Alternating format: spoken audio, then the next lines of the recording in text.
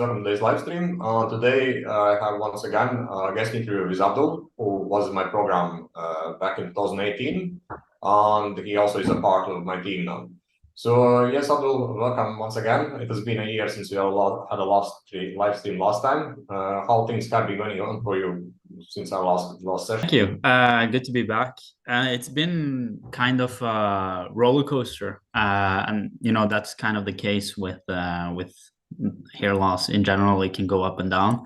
For my part, I think it's usually because of external factors like stress, and I'm right now doing a master's degree, so that is quite more hectic than what I usually was used to before.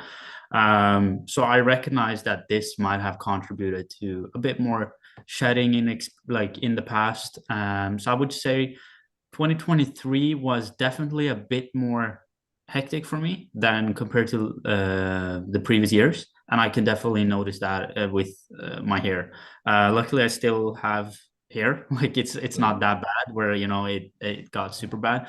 It's just that for example, I tried Accutane in February, and that's basically when I think a lot of stuff started getting worse. Basically by getting some side effects with the dryness and stuff that went future, and I had some side effects as well with just shedding in general, like major shedding, which made my hair very thin. And then I think stress from that contributed to me developing alopecia areata, which I'm kind of working with now, trying to fix. It's getting better now. It was like it went up with my alopecia areata. Like I don't have too much patches on my hair. I have mostly on the side hair, but they're very small ones. Else I lose like on the eyebrows and other places in the body, but it's not too big patches, luckily. And I've recently understood that gut health is a really big case in that realm. And the way, because before that I tried a lot of different stuff, like tried improving my sleep, tried improving my stress, and that certainly helped, but it didn't get me to where, because I would feel this burning sensation, this inflammation, which reading up on it is basically the immune system being overactive and attacking, which is probably also kind of the case with a lot of the inflammation you get on your scalp and stuff. A lot of this is connected to the gut somehow. Sure. And just to ask you, like when you said that you had those patches, alopecia areata, like was it burning that area as well compared to more intense Yes. compared to other areas? Okay. Yes. So, for example, for my eyebrows, I would feel burning sensation, and then instantly where it was burning, I would also notice more hair shedding. And it's the same with my, whenever a new small patch would develop, I would feel the burning before it happened. So that's kind of also a blessing, I guess, because a lot of people who have alopecia areata, they just get these patches and they don't feel anything. Whereas for me, I can kind of see if I'm going in the right route if I diminish the inflammation and the burning. So it's easier to kind of know that, okay, that food caused this. So just stop eating that, for example. But it's also, a curse as well, because sometimes you go around and you can't think about other stuff because it's burning, Sure. which is probably the case for a lot of people as well who have experienced just scalp inflammation in general. It's very bad for you. But yeah, it is something that I'm actively working with now, and I kind of understood that whenever I ate something, it would definitely start to flare up. And since 70% of the immune system is in the gut, the kind of signs are all there that this is probably because of a term called leaky gut. And which I don't really know the scientifics behind it, but there's definitely something people should read up on and stay. It's something that can cause a lot of issues in your body. So now I'm working on that. That's basically where I am now. But I'm hopefully gaining some ground, and it will be easier to say in a couple of months what direction it's going. Sure. But I think it's going well. Right. And how do you notice, like, what markers do you use to notice that it's actually going in the right direction? Like, is it the patch that there is no more patches that are developing, or is the patch get smaller, or there is no burning sensation or retention? Like, what is markers you use for it? It's a combination of those. So it's both. If I see more hair regrowth, for example, in the upper part here, I can feel some new hairs growing, and that's absolutely a very well sign. On the top part, in the bottom part, this experience like maybe a 1 week ago. You remember I told you about the artificial sweeteners in my BCA that I took, which I Yeah. reacted very poorly on my gut. And then I started feeling the burning on the down part here. And that's Mm. when I kind of knew that, okay, there's a link here between the gut.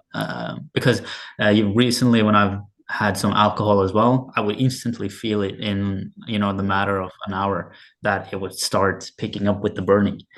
Mm. And that's where the link came from. But it's that, and it's also seeing that no more new patches is developing. Although in the start phase, it is kind of difficult because the body takes time to adjust the gut health and Sure. everything. So even though you're doing everything correctly and eliminating bad food and stuff, you can still develop some patches for a while before it starts to get better. But all I'm working on right now is staying healthy and making my immune system as strong as possible. Right. Yes. Yeah.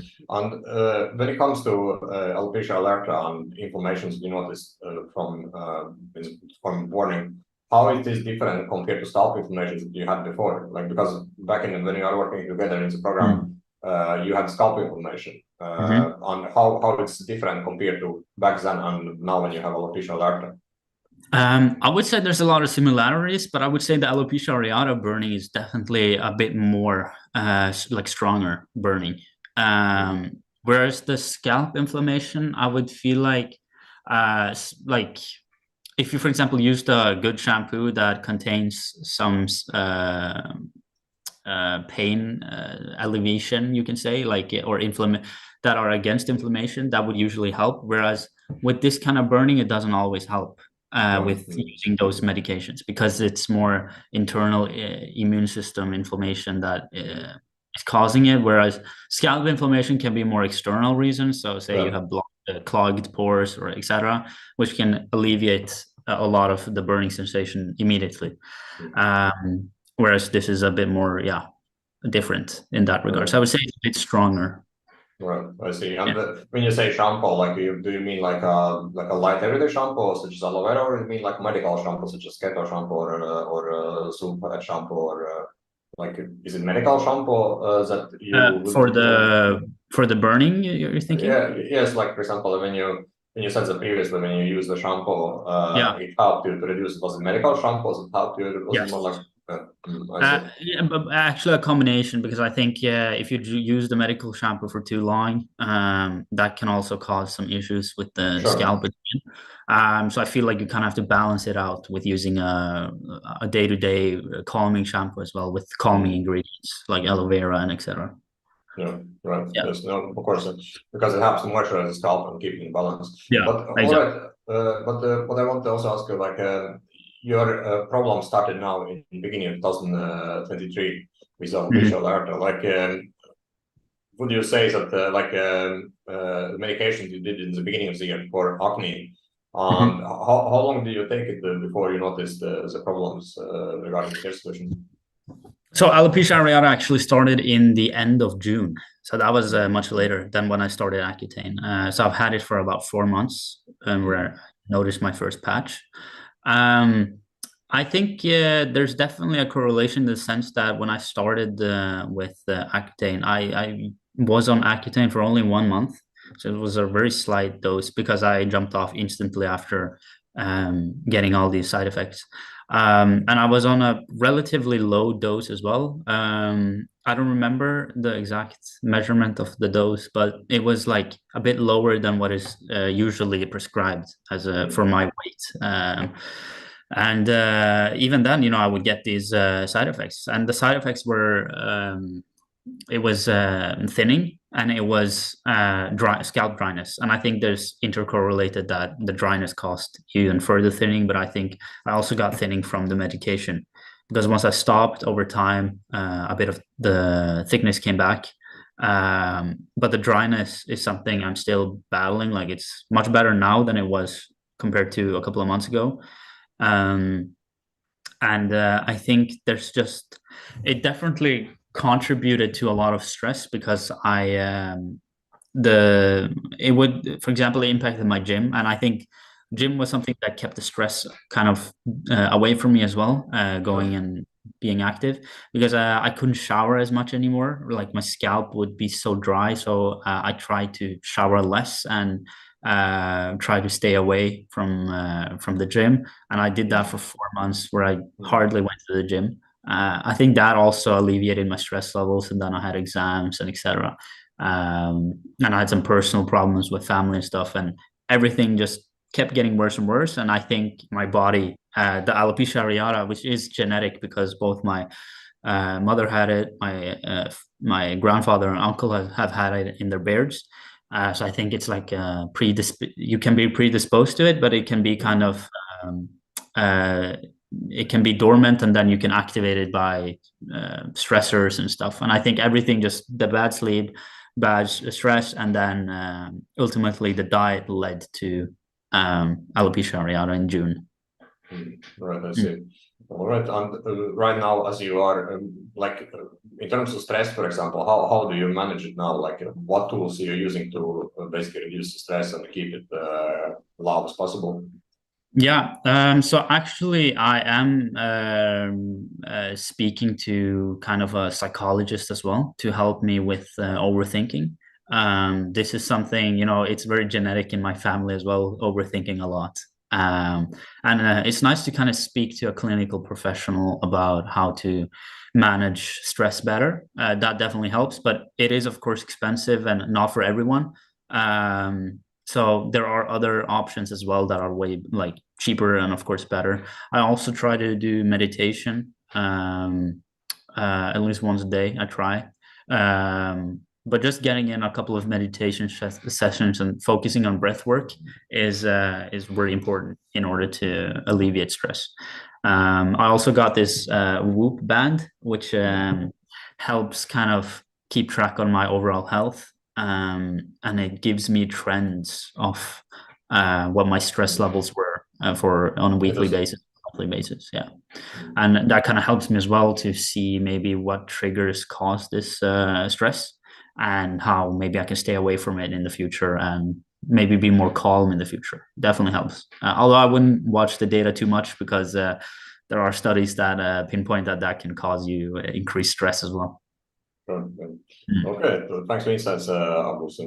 And again, this is quite interesting from us, is that basically you have had both scalp inflammation, now you have also other conditions that is causing the problem.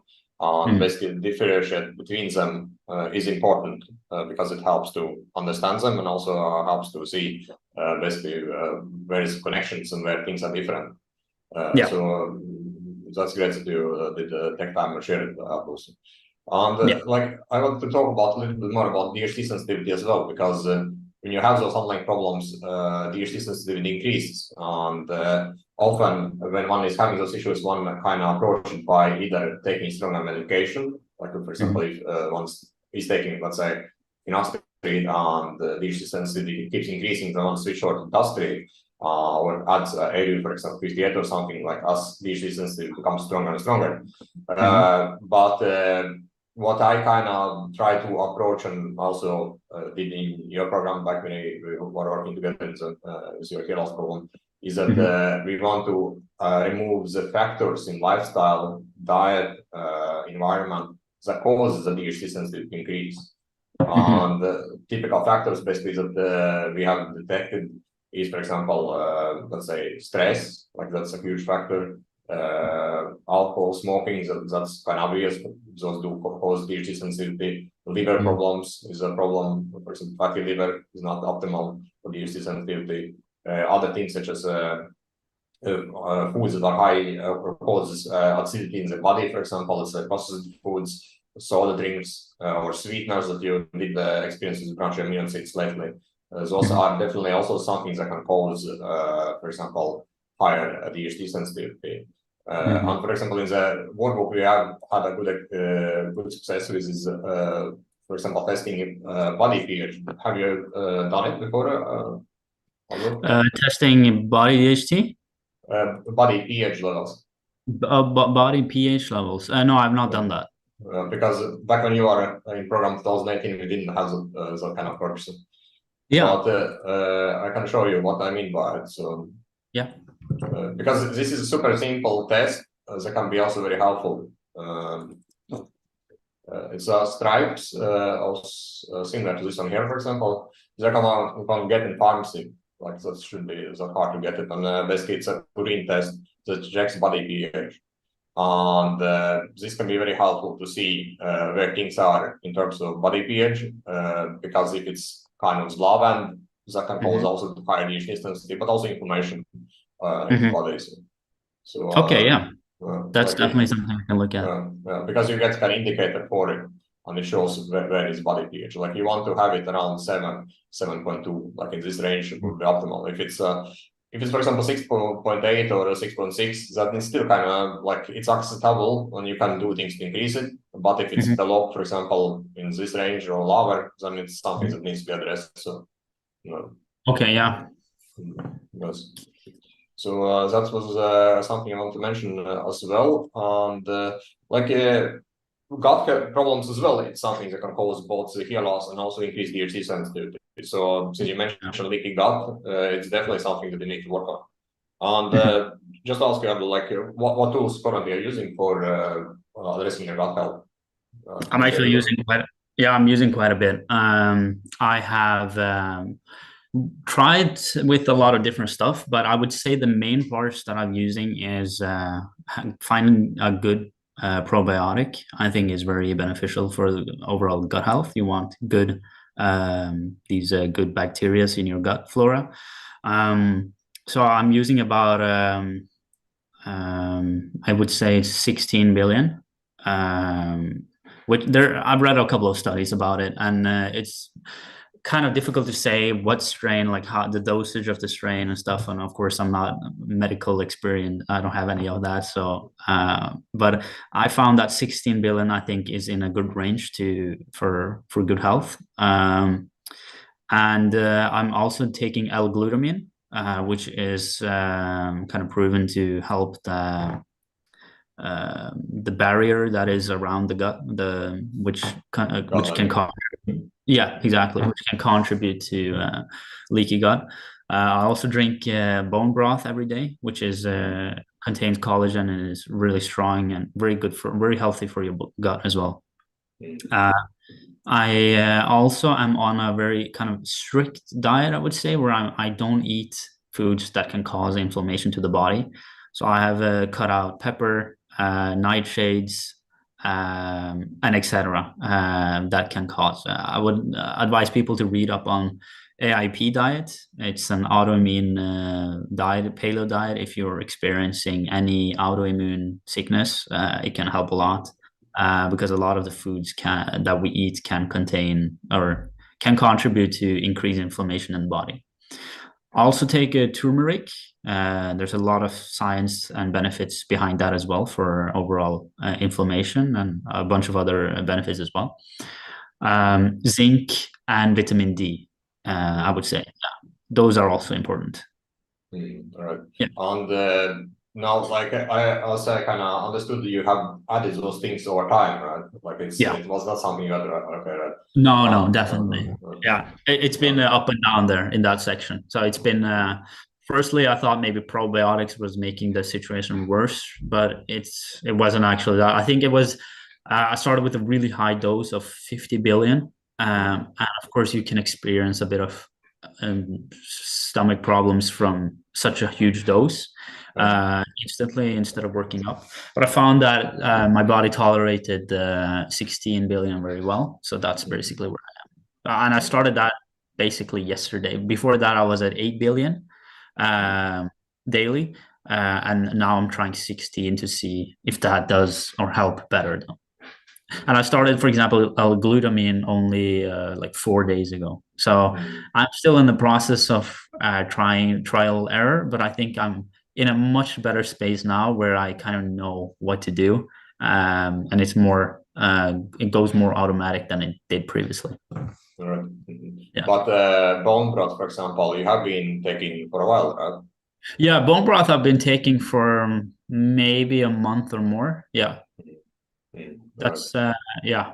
It's definitely a big game changer. That is something I would urge people to try and implement as much as possible. It's a really good gut healing food, um, as well as eating a balanced diet and having vegetable fruits and your healthy proteins is very important. And especially something called prebiotics, which is in bananas and etc. It's like they feed the good bacteria. It's like fuel for them. That is also very important. Um, so I think if you maintain a really good gut health, it is. I saw like a post of a client you have. I think it was yesterday that you uh, released. He said that he had great results with just improving his gut health, and Yes. I'm a sole believer in that it's very intercorrelated with a lot of health issues that we can have, or even the hair and skin as well. I'm noticing the one thing else that what I noticed I have leaky gut that I actually forgot to mention is that after eating certain food, for example, when I had the artificial sweetener, I would get a lot of acne instantly, like the same day, and a lot of it. And that can only contribute to the gut, in my experience from previously when I had normal scalp inflammation, by eating oily foods or coffee and stuff like that that maybe didn't work well with me. That is, it definitely made me break out more with acne. Yes, I see. No, it's very insightful to share those kind of approach you're doing, because approach you're doing currently, like it's a stress management, making sure that you have as low stress as possible, which kind of helps to reduce big trigger here, but also of course gut health itself, because gut health also can be affected by stress. Like when you are Mhm. stressed, you also when you eat something in a stressful situation, and you shouldn't do that, you also feel Yeah, the gut and digestion kind of affected by it, like you don't feel good. yeah, So yeah, it's a combination, like stress has to be managed, but also gut itself has to be basically balanced up and fixed regarding if you are having leaky gut, for example, and those yeah, conditions. So yeah. it's great that you are seeing improvements there, and again, like this will help you first of all to understand the underlying problems that you may have in the future much better, but also Mhm. controls them so you don't end up in this situation again. So, Yeah. Exactly. And I think the most important is having a very clear mind and not letting issues like alopecia areata crowd your mind. That is something I struggle with at the start. Go checking yourself in the mirror, see if you have a new patch. I think that is also detrimental. And there's definitely a psychological aspect about it that I think it takes more time for regrowth and for results, because I've seen from personal experience from people I know and from people that I've seen in forums, when they didn't care about it or like just didn't healthy measures in their everyday life, that's when they kind of got out of the loop. Whereas when you over complicate things and you constantly think about it, there's some psychological thing there that makes you kind of focus more on it. Yes, it is, because it kind of spikes your stress levels from, let's say, from 0 to 10. It just spikes it up to 10, like when you see it, let's say. Like the same thing is kind of for the guys who always check or the pull tests their hair. Right? So they basically would kind of take the hair and kind of Yeah, pull test them. And then basically each time they do it, they start to see hair. And then it yeah. basically keeps them more and more stressed, and they keep doing it more and more. And that Mhm. basically leads to kind of mini telogen effluvium. That's a Yeah, problem. yeah. Like I did have it at one point as well. So it's I Same remember. here. I think everyone goes through it at some degree. Yes, no, Mm. it's an unhealthy thing, and it's definitely not helping the situation. So, Yeah, exactly. like since you mentioned there's a guy yesterday made a post about his gut improvements and his hair situation. Like he did update me over the time when he was in program, but also now. I Mhm. wanted to show you his progress. So, like this was his situation before, when he basically had the problems. Like he had issues in his temples, hairline, but also a lot of problems in his vertex area or crown area. Yeah. This was his situation around, I think around 9 months to 12 months. Like, this is recovery, and this is his situation now. So, like you can see, Wow. basically almost full recovery. So. Yeah, that's a great recovery. And how long did you say it took? Like this is, I would say around 1.5 years results, like 1.5 Yeah. years. But again, it could have gone much sooner if he had worked more on the diet or diet problems, but also the Yeah. gut problems he was having. So because sometimes if one detects issues right away, it can be solved fast. But if one has to kind of work around and address or addresses wrong variables or wrong factors, then it can take much longer. So, Yeah. but yes. And here is one of his temples, like you can see, also not nice recovery. So I'm feeling good. Yeah, definitely. Definitely. That's great news. I'm happy for the client, and it will only get better from here. I'm pretty sure he will get even more and more regrowth after seeing kind of the pattern he has followed. Yes, no, it is like because when one removes that factors is blocking follicles to be active to grow, everything becomes much more easy. Like medication, for example, if one takes finasteride, it starts to work much better.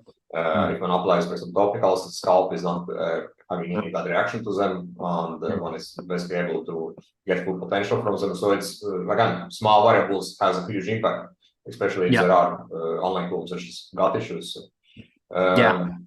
like other guy I want to show you, like this one here as well. Like you remember this guy? Yeah. We spoke with him as well. Yeah. Yeah. Correct. So That's just insane. That's uh, crazy recovery. it is, it is, and It's again, it's you would never think that this was possible, you know. it's a Julian because we did a couple of interviews with him. But the interesting thing Yeah. with Julian is that he once mentions that he had suddenly increased shed out of nowhere, and we found out that he was drinking oats milk, like oats milk that was commercial, and it did contain seed oils, which he was reacting to. And Uh, he because of that little factor, he had actually increased shedding from it. So, and the kind of was a while ago, but it just shows diet, gut can have a huge impact on one's hair situation. yeah, yeah, yeah, definitely. And you also know this guy, right? You Yeah, did, is that Anthony? yes, correct. Yeah. Yeah, that's Uh, also insane. this is That's his 7 months results. yeah. Mm. It's you can see quite some thickness in the hair region and just generally the hairline. It is very nice recovery. And the interesting thing here is that this has been achieved without medications, just finasteride or minoxidil, but basically addressing the underlying factors. In his case, dermatitis on his scalp, Hmm. gut problems, like oral scalp health, diet Yeah. changes, and using like he's using topical niacin. It has been working very well. Yeah, that's awesome news. Doing this almost, doing this without any medication is not an easy task, and it just shows that it is possible to do it. Yes, Yeah. oh, that's great. So, all right, Abdul. Like, remember that we had limited time today. Yeah. It's Sunday, so you likely have other things to take care of. Thanks for dropping by and sharing your story with Alopecia Areata, because again, this is a kind of new field, but it is something that are like there are guys who struggle with it, especially if they Yeah. have, for example, male pattern baldness or also inflammatory problems, and so they additionally get alopecia areata. So it Yeah. complicates whole approach so much more. So, Yeah, definitely. And it's my pleasure. And it's always nice to give some more insights and of course learn more from you. And I would say that for anyone having any troubles with what we mentioned, like DHT, alopecia areata, or anything, I would urge to schedule a call with one of us. And I think that there's a lot that Alex can help with. Yes, thank you, Abdul. So, again, like we need to make a follow-up interview when you have recovered from alopecia areata. So, because again, you are on the right path. Like as I understood from today's session, is that your patch is not like there are no more patches, and your patches you're currently having it's getting better. And like it will take a couple of months likely to recover as follicles reactivate them. But if you, for example, let's catch up in after 6 months and see where you are. So. I think it Yeah, would like definitely. follow Yeah, up hopefully. into Yeah, I would love to do. inspiring for others if they have Yeah, this kind of issues. definitely. I would love to do that. All right, awesome. Abdul. Thanks for joining by today.